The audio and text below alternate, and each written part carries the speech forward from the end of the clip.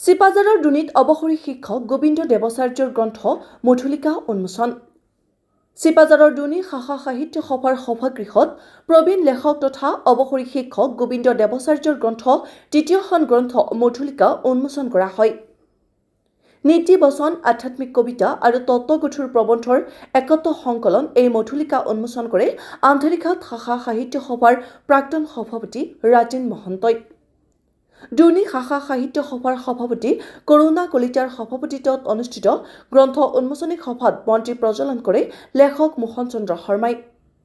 শিক্ষক ৰমেশ শৰ্মাৰ মংগলাচৰণেৰে আৰম্ভণি হোৱা উন্মোচনী সভাৰ আঁত ধৰে দুনী শাখা সাহিত্য সভাৰ সম্পাদক দিলীপ বৰুৱাই।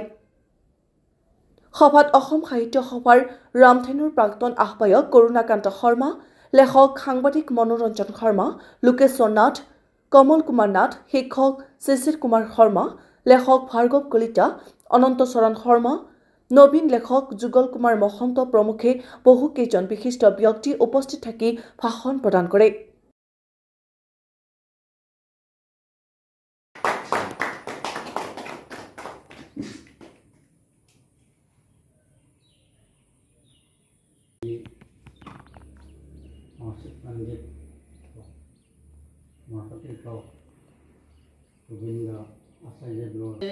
মোৰ আই অসমী ভাৰতীৰ নুমলী,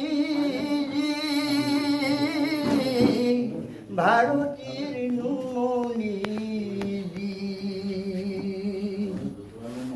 আইৰ চৰণে নিত আমাৰ সেৱা শ্ৰদ্ধা পুত মোৰ আইক দিন কি। এখন পুথি লিখাৰ মানস আছিলে আৰু আগতেও মোৰ কেইবাখনো পুথি ইতিমধ্যে প্ৰকাশ হৈছে।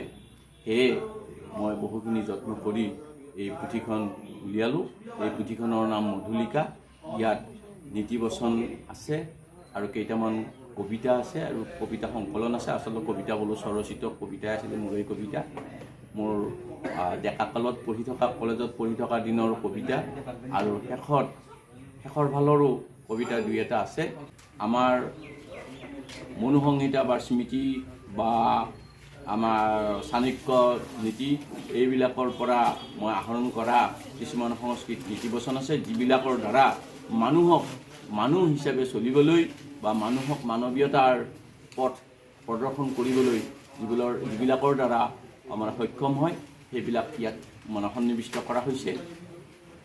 আশা কৰিছোঁ এই পুথিখন যাতে সকলোৱে আদৰি লয়।